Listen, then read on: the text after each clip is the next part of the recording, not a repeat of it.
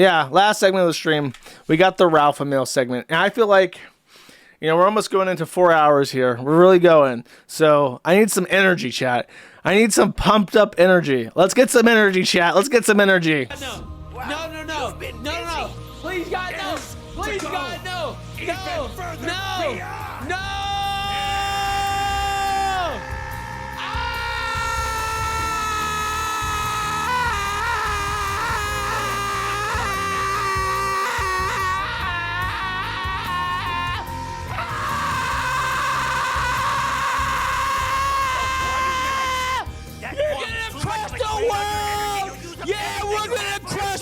You motherfucker! Now you're gonna burn it all! Yeah, we're gonna burn it all!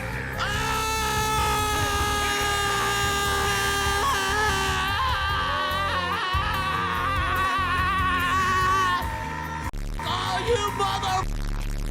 We're gonna destroy this whole planet cause it's worthless! That's why! Look at how hunched his back is, Jesus. Fuck you! Die in hell! Burn in hell! Wait, that's crazy! Every one of you mother... stronger than it was before! He's like completely winded from this. I was gonna do some more. Let's see it.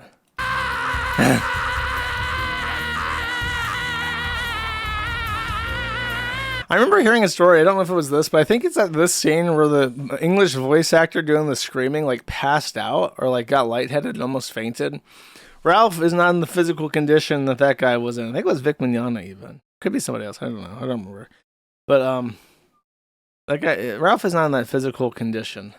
So he's not able to really master this. He's just going, ah!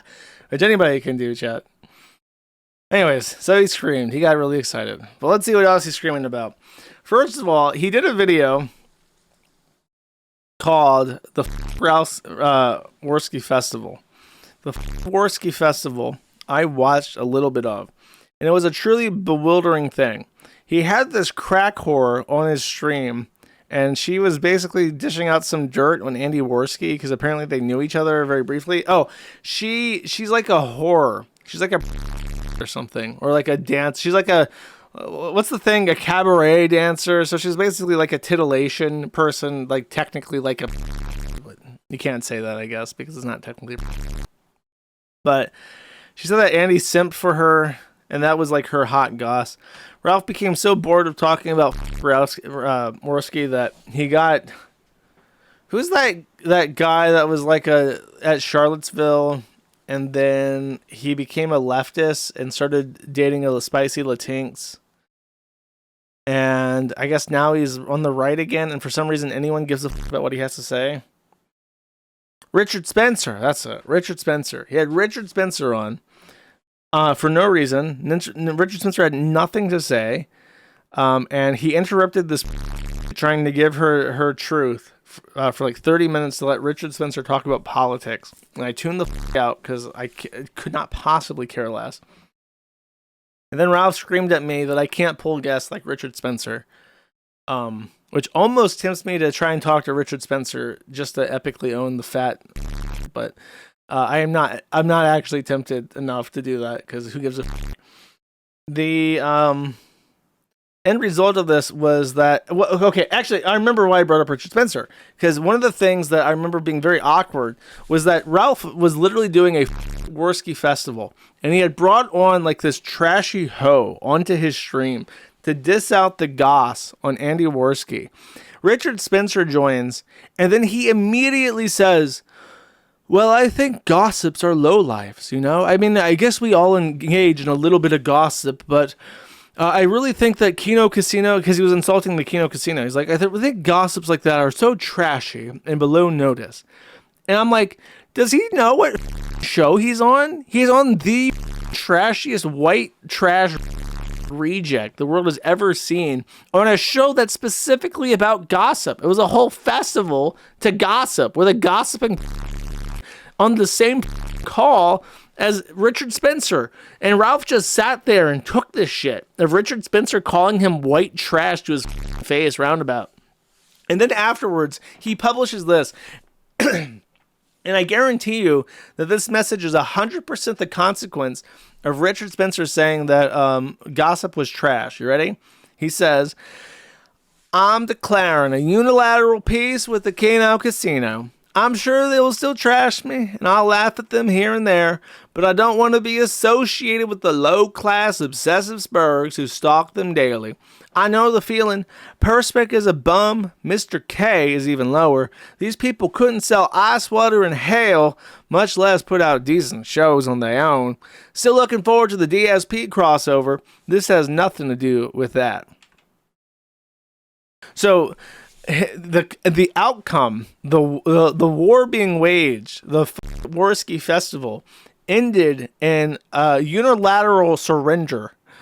With no retaliation from Andy Warski, where Ralph randomly decided that he was just going to completely ignore them moving forward, all because his new E-Daddy, Richard Spencer, said that gossip was low-tier garbage. That's how easily manipulated and coerced into doing things Ethan Ralph is. It's truly a remarkable psychological outcome, chat.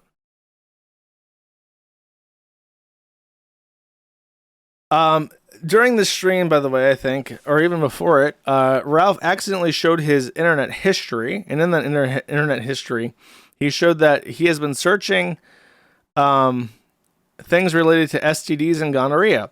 Dr. Alia, find a specialist. Health Clinic Merida.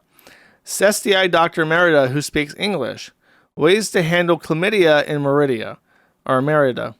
And then down here, gonorrhea medicine.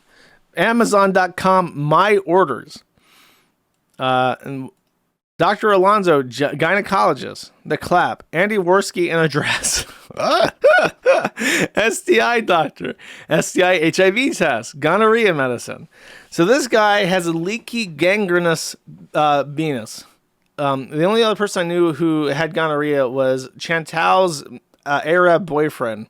And she said it was swole up like a golf ball and it leaked green pus.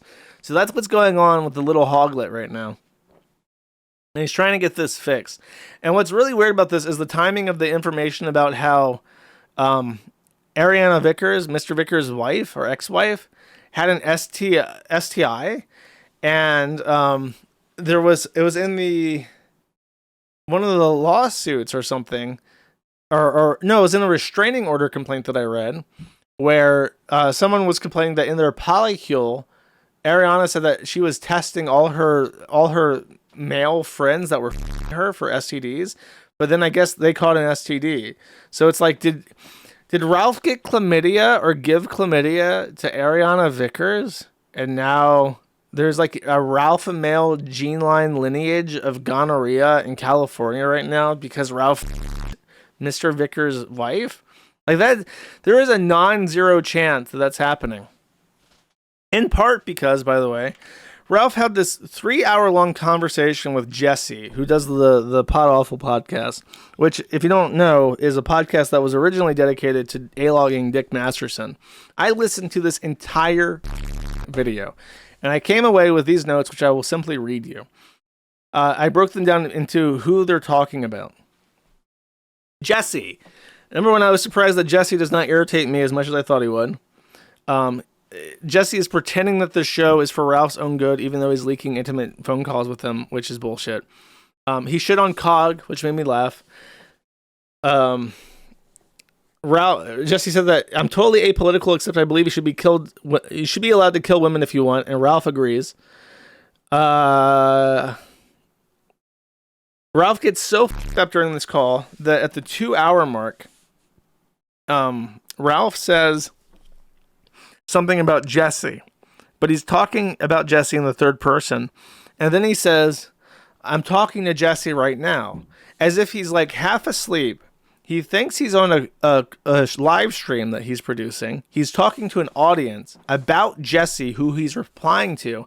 And then he realizes in his head that he's talking to Jessie, but he's actually still kind of like out of it. And he thinks like, oh, he's on my show. And it's like, no, you're having a private phone call. So he can't even have like phone calls anymore because he's so f***ed up on Xanny berries. By the way, this was 1 week after he got out of rehab. He didn't stay sober outside of inpatient for 1 week. He was already f***ed up talking to Jessie, obviously high on Xanax or something, as he got out. The one thing that I learned in this that I really didn't know was that when May tried to leave Mexico, she actually told Ralph that she was leaving Mexico before she left, which is in line for the horse being the dumbest bitch that's ever lived. So Ralph called the police, La Policia, and they showed up at the airport to try and prevent her from leaving. But Ralph was outside the country. So from the Mexican perspective, you have a woman who's leaving the country to the country that they're both citizens of, and the parent protesting this, who is a resident of Mexico, I guess they have laws preventing this, is outside the U.S. himself. So only because she waited to stick the knife in him. If she had tried to leave at any other time, I guess he could have just had her legally detained at the airport by the police. But because she waited, and this is pure dumb luck on her part, assuredly, because she waited until he was back in the United States, they had no legal reason to detain her from leaving the country herself. So she got out. But I did not know. That's a really dramatic story. That's like a movie. Oh, by the way, he talks about Xander on and on, but he never even mentions Rosie. Never once. Not once in the entire 3-hour call does he ever say the name Rosie by name directly. He also admitted he was not a good husband. He complained about Dick Masterson phoning in all of his appearances. He called Vito a pedophile repeatedly, and then also had repeatedly said that Vito was not a pedophile. So as he got more intoxicated, Vito became more of a pedophile. He says that he's done cocaine with Marie, who is Dick's long-term girlfriend, never wife. He says that when they did a event together, Mersh got paid $1,000 and Ralph got paid nothing, which made him very jealous and very angry to this day. He says that Dick always keeps them at arm's length and they never have real conversations. He never lets his guard down. Dick struck down a bunch of videos that made him look like a pedophile. I don't actually know what that's about, but apparently he did. Jessie basically called Ralph a fat and said that Vito was Ralph's fat replacement once Ralph lost weight, which is a dumb theory, to be quite honest, but it was kind of funny that he said that to his face. Ralph brought up a theory that Vito is Marie's child's real father, which I had never heard before, and he brought it up, and he seems to know them, so who knows at this point. Maybe he really is Ariana, and also Vito is the father. Can't wait for that kid to be born. Ralph says that he's more entertaining than Dick and says that he's better than those people, and I kind of agree that he's more entertaining, though better is very subjective. Ralph says that he's seen Marie's pussy, and I think that's because she used to be a cam girl, but those videos were scrubbed. I've never seen any nudes of her. So Jessie, this was a very interesting part. Jessie compared Dick to iDubbbz and said that Dick is with a cam girl, so therefore he's a cuckold in the same way that iDubbbz being married to an OnlyFans like Aniza is a cuckold. Ralph agrees with him, but then very interestingly, he disagrees that this is a bad thing. So he takes this weird straddle where it's like, yeah, I can kind of see the logic of that, but who cares? And it's like, buddy, are you okay? Honestly, I think that if we ever really know the degeneracy that Ralph gets up to when the stream is off, like we only see what we see. But I bet you he keeps a lot of shit under wraps. Oh, and then the real like meat of it, I guess, was that the reason why Dick and Ralph kind of split is that when Ralph was up there and the horse absconded and he was going to see Xander, he wanted to die. He was thinking of killing himself. And he told Dick Masterson this. So imagine how awkward this is for Dick. You have this fat sleeping on your couch. And Ralph was said that Marie and Dick were even arguing about him being there, apparently. Well, in earshot of him. You have this fat up on pills and alcohol at your house, lounging there. And he's telling you that he wants to die. He wants to kill himself. And he had like this like pity where it's like, if I kick him out, he might just kill himself. That would be a bad look. So put him in this really awkward position. And then he says the only reason why I didn't kill myself is that I saw my son, Xander. Not Rosie, of course. Rosie. Nobody cares about Rosie. Xander, my handsome boy. And what really hurt him was that the day after, when Dick did his usual stream with Vito, he talked about how fucked up Ralph was, and he said that really hurt my feelings. That my friends would go out there and say what a drunk piece of shit I am after I just told him I wanted to kill myself, and that was the straw that broke the pig's back, so to speak. And then that was that. That was the end of it. God, there's so much more. I will sum this up in a sentence to get over this. He says that he doesn't believe in spousal. Says that Mr. Vickers, he has information on Mr. Vickers that can destroy him and his emissaries, which is a weird word to use to describe the that suck up to Mr. Vickers. He brought me up at apropos of nothing twice, actually, and Jessie never acknowledged this, so I guess I'm a forbidden word for Jessie to speak. He says he hates me, I hate that, but he still respects me for keeping the site up. And I said that Alice did suck his said that was a really great and then he says that is disgusting, it wasn't, and a girl has to really want it. A girl wanting the pig is what actually turns him on, so he doesn't like Jessie and Ralph both agreed out of nowhere that Alex Stein should be killed. For whatever reason, I think that Jessie I think Alex Stein got brought up. Jessie said that he should be killed, and then Ralph was like, yeah, I don't know if I can co-sign that. Then he gets brought up again. Jessie reiterates that Alex Stein should die, and then Ralph was like, yeah, probably, like something like that. So the Alex Stein question, there's no dispute. He's got to die, according to them. And then the big section that I skipped over, anal. In this 3-hour-long call, at least 45 minutes of it is detailed to the absolute love that Ethan Ralph has for all things related to the asshole. He says that he loves to stick his thread, or his finger, in the asshole of women that he's because apparently, according to him, the butthole spasms of a female orgasm are undeniable. He knows for sure they're not faking it if the butthole starts spasming. So he likes to feel that directly.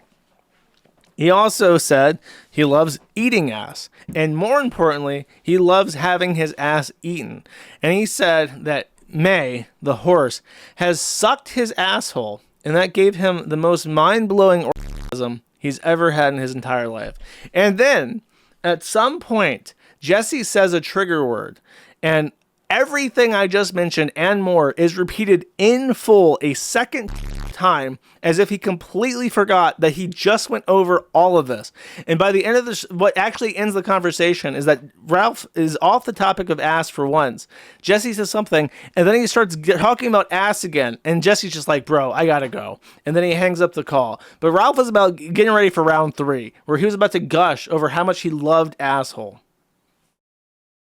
So that's the situation. That was the Ralph call. And then finally, one really bizarre update. So, speaking of thumbs up asses, when Ethan Ralph was thumbing the ass of his, of the girl that he helped pick out a prom dress for, Faith Vickers, the mother of Xanda, his only child that he really cares about. When the gun tape was released, it was not just published to the internet. It was not just posted on some website. It was sent to somebody. It was sent to somebody called a halfway crook. A halfway crook. Too many crooks. Too many crooks. A halfway crook was the Mexican boyfriend and lover of Faith. And he hated Ethan Ralph. And a halfway crook, he was like a leftist anti-fan of the Ralph retort. And because Ethan Ralph reminded Faith of her deadbeat loser father, fat father, and because her boyfriend she was trying to spite hated Ethan Ralph, that was literally the entire MO, the entire reason why she started flirting with Ethan Ralph and flew all the way across the country to get impregnated and put into a psych ward by him, was because of these two forces, spiting these two people. And when Ralph had this tape and Faith was gone, he sent a halfway crook the footage of him and his girlfriend. That was why it was revenge. He was trying to cause emotional distress to this person that he had cucked. And now, many years later, a halfway crook, and the only update I've ever had for him, has announced to the public that he is trying out Faith's ex-boyfriend who took her to Disneyland and her at Disneyland, is now identifying as a woman. So this is the consequence of being cucked by the Ralph male. Your entire life is over. So I've wanted to do a thing, and every time I talk about it with somebody, they always say that it's a bad idea. So what I want to do is I want to take the movie franchise Saw, and if you don't know, it's really convoluted, and there is he replies to this. It's down here.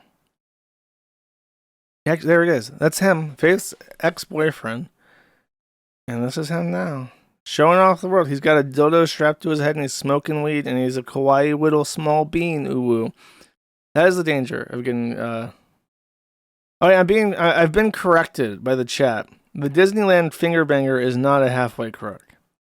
I apologize. I did not mean to get this wrong. Oh, the Disneyland diddler is the current boyfriend and stepfather to Xanda. A halfway crook was just the simp beta orbiter that got super mega cucked. Okay. He was like an online boyfriend that got big. Okay, I got you. Sorry, I did not mean to imply that. This is why he was so down bad. He simped for this lady. He simped for her, and he was like, please let me drive up and get just a crumb. Just a crumb. And she said, okay, I'll fly out. But then she flew out to the Gunts, and she got gunted and impregnated and put into a psych ward. That is the kind of emotional trauma that no one can stand, chat. That's what breaks you. Unkind Naysayer for 2 says, Ethanol Ralph has gone Super Saiyan. God help us. That's true. His blood now pumps pure booze. 100%. The Bugs for 1 says, hey Josh, what's your beef with Jessie from Podawful? Not a fan from Podawful, but keep hearing you hate him. I don't like his shtick, and I don't like his he does the thing where he like begs for attention on Twitter, and that annoyed the fuck out of me when I first started hearing about him. And I don't like that he does like a show that you have to pay for, and it's like nobody's gonna pay to listen to your podcast, bro. People pay if they like your podcast. That's how it works. Probably make more money if you just didn't make people pay for the show. He's also big into DMCA, I'm pretty sure. Like he's like, when I hear him talk and he talks about intellectual property law, he's like flexing the fact he read the statute and looked up like a couple case law studies on it. And then I think he's like a DMCA-er, I'm pretty sure, because he talks about copyright a lot. And people who support copyright deserve to be in a pit.